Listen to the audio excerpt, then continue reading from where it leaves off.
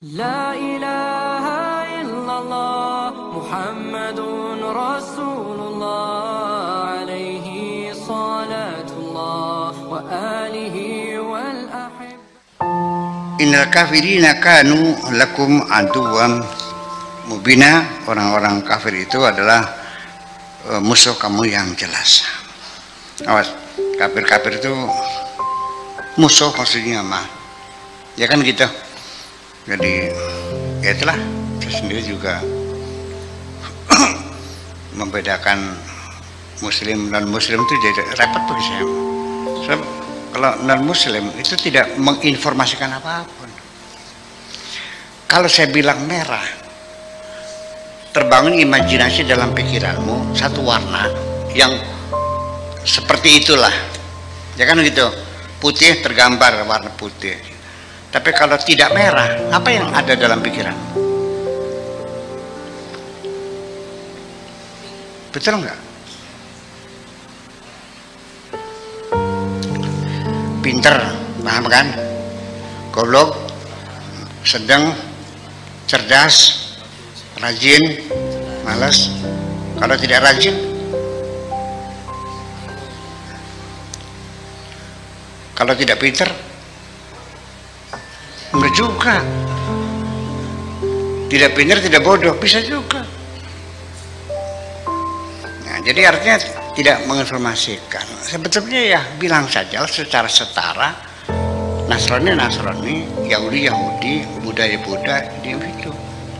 Kalau nanti di orang Islamnya non Muslim, nanti orang Hindunya yang mengatakan bukan non Hindu. Orang Nasraninya selain Nasrani, Buddha, Hindu, Islam, Yahudi, namanya non Nasrani nantinya. Ya kan begitu. Ya itu sama-sama seperti itu. Jadi ya mana yang terbaik, cobalah kita cari rumusan yang lebih baik lagi. Kan begitu. Supaya jangan sampai menimbulkan ketersinggungan. Ini sebetulnya mah kata kafir itu seharusnya mah tidak menimbulkan masalah ya. Karena dalam Al-Quran sendiri kafir itu orang yang tertutup. Kafar itu menutup. Kafar itu menutup. Kafar bed tutup. Apa? Kafir kan bahasa Inggris kan kafir juga. Kafir bed apa namanya? Ya kafir bed. Dipakai di mana pakainya begitu?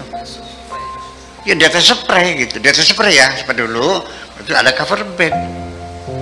Kalau tidur dibuka kan gitu, cover. Kalau di majalah gambar cewek namanya apa? Cover girl. Jadi cover itu tutup maksudnya. Jadi siapapun orang yang hatinya tertutup, ya itu namanya kafir. Anda Muslim, kalau hatinya tertutup Anda kafir juga. Jadi kafir dan Islam tuh bukan dua hal yang bertentangan, berbeda-beda. Kita baca logika dulu. Merah lawannya apa? Hitam? Enggak. Putih sama hitam berlawanan enggak? Enggak. Bisa bertemu kok, jadinya abu-abu. Kuning sama merah bertentangan enggak? Dicampur jadinya hijau. Jadi kafir itu sampai petani pun dalam Al-Quran disebutnya kafir. Petani itu kafir. Ajabal kufaro nabatuhu. Karena kenapa orang petani disebut kafir? Karena dia nanam biji ditutupin, terus disiram. Karena biji ditutup, yang namanya kafir. Orang sombong kafir juga. Orang kikir kafir juga. Orang hasad ya iya kan beda. Ya paham ya? Gitu. Capek ngomongnya. Ya, jadi kafirnya musuh lagi, artinya orang yang tertutup hatinya musuh. Iblis disebut, kenapa iblis itu disebut kafir? Karena mata hatinya tertutup, tidak mau mengakui kelebihan Nabi Adam. segitu pinternya setelah diajari Tuhan, sebegitu Adam itu saya yakini adalah makhluk Allah sejenis manusia yang paling tertinggi tingkat intelektualitasnya adalah Adam. Ya, sebelum saya meyakini manusia pertama, yang saya yakini dia paling pinter. Ya kan? Malaikat mengakui, iblis tetap tidak mengakui. Makanya iblis itu disebut kafir. Aba wastakbara wa kana minal kafirin. Iblis menolak bersujud pada Adam. Dia merasa sombong, ya kan? Karena merasa dirinya lebih hebat, ya. Tidak mengakui kelebihan. Kan dipertandingkan. Malaikat kalah kan? Ya sudah ngaku. Iblis nggak mau kalah, saja. Makanya wa kana minal kafirin. Jadi kafir iblis bukan karena tidak percaya Tuhan, tetapi dia tidak mengakui kelebihan Adam. Itu aja kok. Kalau Anda tidak mengakui kepintaran saya, Anda kafir juga. Kan gitu. Jadi maksudnya gini, ini Al-Quran, kitab sucinya orang Islam, ya kan? Diturunkannya pada abad ke-6, ya kan? Nabi lahir kan 571, abad ke-6 kan? Sekarang abad ke-berapa? 21, berarti 1400 tahun yang lalu. Ketika kita membaca teks-teks bahasa yang lama, yang udah ribuan tahun, dalam ilmu arkeologi namanya artefak, betul nggak? Terus catatan-catatan di tembok namanya prasasti, betul nggak? Bacanya gampang nggak? Ada ilmunya. Ilmu baca prasasti, ilmu baca artefak, iya dong. Itulah sebabnya menjadi sulit untuk menafsirkan seperti ini, karena kita harus menguasai segala macam ilmunya. Itu persoalannya. Makanya terjadi perbedaan pendapat, ya itulah sebabnya. Galian arkeologi, ya, para ahli arkeologi digali, nemu artefak-artefak.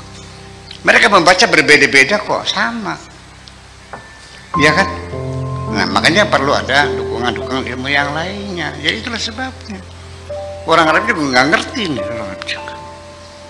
Setiap malam minggu itu di Tunis tuh banyak orang Arab pada datang nanya ini mana yang paham. Ya, jadi ilmu antik kan gitu.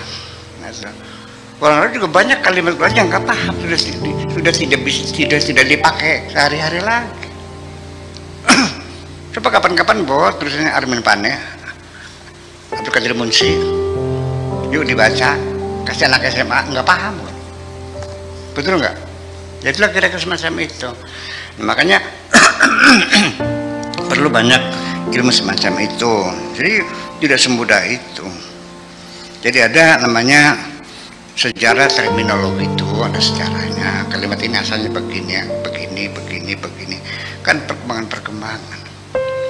Ya, dulu radikal itu bukan galak ya, bukan keras, kontras. Perempuan itu kalau putih, orangnya putih, bajunya merah nyala, dulu nih, wah, lu radikal banget. Dulu radikal itu cakep gitu. Sekarang jadinya wah, itu kan bergeser mananya. Oke. Kontratu fil ardi فليس عليكم جناح أن تقصروا من الصلاة إن خفتم أن يفتنكم الذين كفروا إن الكافرين كانوا لكم عدوا مبينا. وإذ كنت فيهم, ketika engkau ada di tengah mereka, فأقمت لهم الصلاة, lalu kamu ajak mereka melakukan salat,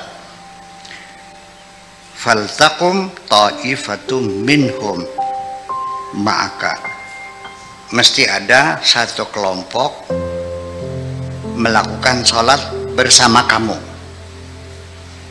Waliyakhudhu aslihatahum, dibawa senjatanya.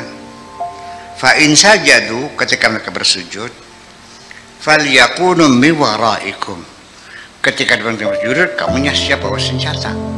Jadi namanya sholatul khauf. Kalau dia kita lagi sujud, kita di belakang jangan sujud semua, nanti dihantam dari luar nantinya, kan begitu. Ya mungkin dulu sujudnya lama ya, Kalau sekarang kan sujudnya sujud sikatannya, tep tep tep. Kalau yang di masjid tuh, kalau tarawih itu ya subhanallah. Ya ini kan berarti kan sujudnya lama kan? Ya gitu kan? Kayak iya. Di belakang kamu.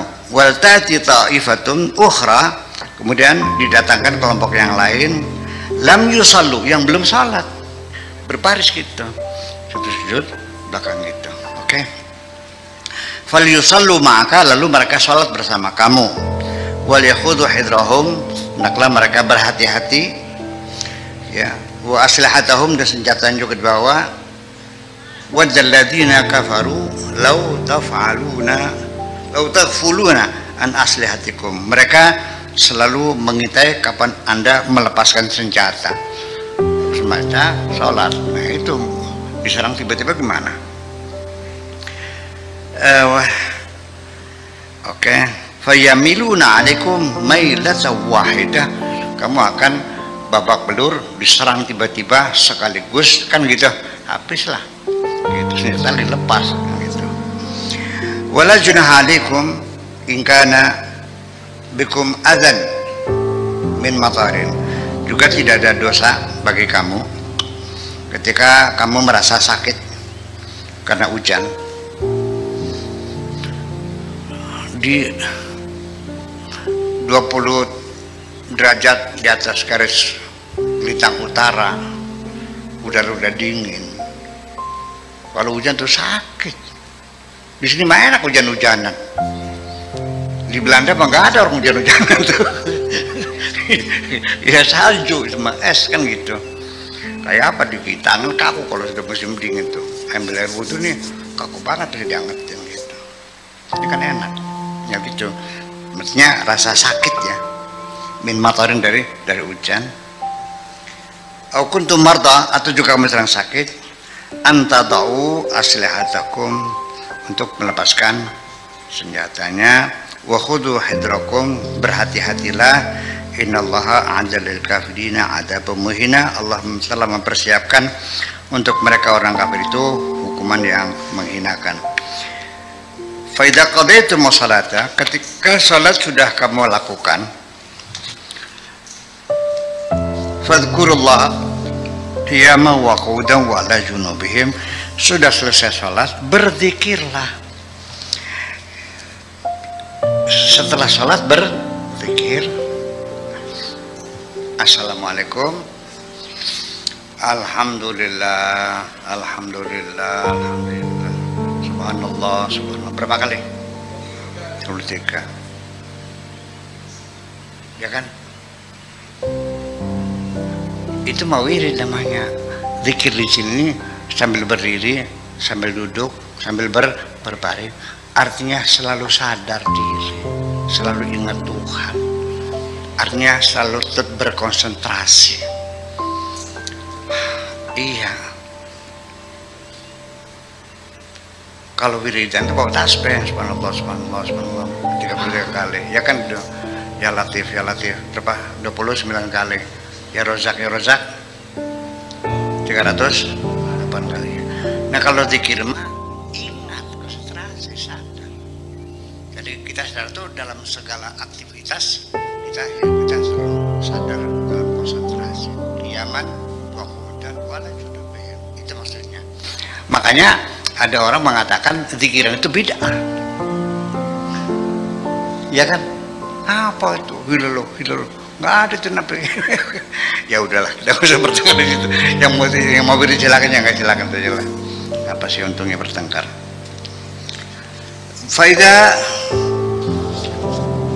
itma'nantum fa'aqimus salat. Kalau sudah tenang, silakan salat. Inna salata kanat 'alal mu'minina kitaban mawquta. Salat itu kewajiban yang punya timetable, yang punya skedul, punya jadwal waktu. Wala tahinu fi ibtigha'il qami, jangan menganggap ringan, menganggap remeh apapun yang menjadi kebutuhan orang.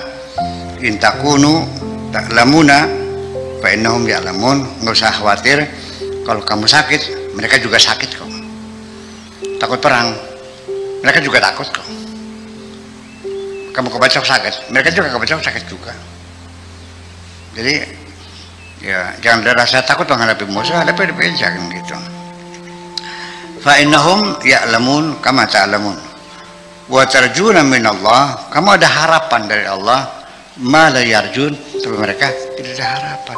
Orang yang berperang di pihak membela kebenaran, ini berperang untuk melakukan kejahatan. Beda. Membela kebenaran ada harapan, ada cita-cita. Mereka nggak bercita-cita kok. Apa itu? Nggak ada kok. Membangun makmur enggak, perdamaian enggak, cari pahala juga enggak. Itu mana saja. Kekuasaan itu lemah banget. Iya. Jadi artinya orang yang punya prinsip hidup yang jelas itu mesti berani. Jadi orang itu sebabnya rasa takutnya tinggi karena punya tujuan yang jelas persoalannya. Betul enggak? Yang mendorong Anda berbuat apa? Keinginan kan? Kalau Anda ingin ke Jakarta, berangkat enggak? Kalau Anda nggak pengen pinter, sekolah enggak? Kalau Anda nggak pengen makan, cari duit enggak? Semua yang kita berbuat itu ada yang mendorong. Nah, itu adalah keinginan, cita-cita, harapan, kan begitu.